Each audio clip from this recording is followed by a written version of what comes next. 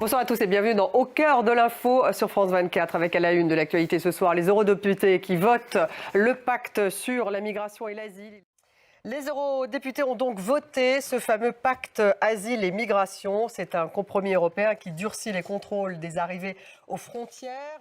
D'abord, que contient ce texte? Il s'agit d'un compromis entre à la fois des contrôles renforcés aux frontières mais aussi un système de solidarité entre États. Oui, alors d'abord, ça a été quand même à l'origine une proposition de la Commission européenne à l'automne 2020. Le chemin n'est pas terminé, merci.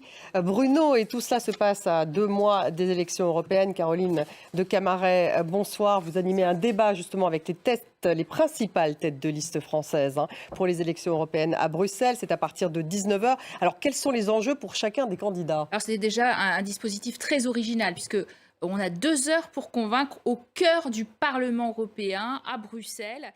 Et rendez-vous ce soir donc à 19h, heure de Paris, sur France 24. Merci Caroline. La sécurité est renforcée à Paris, mais aussi à Madrid avant les quarts de finale de la Ligue des Champions PSG Barcelone et de l'Atlético Borussia Dortmund. Après des menaces du groupe État islamique, il n'y a pas de menace avérée, a néanmoins soutenu la porte-parole du gouvernement français. Cédric Ferreira, vous êtes notre envoyé spécial devant le Parc des Princes. L'ambiance pour l'instant est assez calme, encore quelques heures avant le match, même s'il y a déjà des supporters parisiens.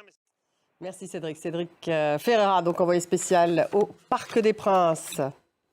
Actualité au Proche-Orient avec cette actualité. 3 fils d'Ismaël Haniyeh, je vous le disais en titre, le chef du bureau politique du Hamas, ont été tués dans une frappe israélienne à Gaza. Et Joe Biden, qui est d'ailleurs allé plus loin dans sa critique de Benjamin Netanyahou en qualifiant d'erreur la conduite de la guerre par le Premier ministre israélien. C'était dans une interview pour la chaîne américaine en espagnol Univision. Cécile Galuccio, Bilal Tarabeh. Et correspondance justement à Washington de Mathieu Babin. En Haïti, les responsables politiques ont trouvé un accord pour former un conseil de transition présidentielle de 22 mois. Ce conseil intègre des représentants des principaux partis, mais aussi du secteur privé et de la société civile. Il sera chargé de restaurer l'ordre dans le pays. Noémie Roche. Et puis Joe Biden a reçu le Premier ministre japonais Fumio Kishida. Et tout de suite l'économie. Avec Laura Combeau. Bonsoir Laura. Bonsoir Stéphanie. Ce gouvernement français qui vient de dévoiler une nouvelle trajectoire financière pour cette année. Bien sûr, on en parlera la semaine prochaine. Merci beaucoup Laura Combeau pour l'écho. Merci à vous tous de nous avoir suivis. Restez avec nous sur France 24.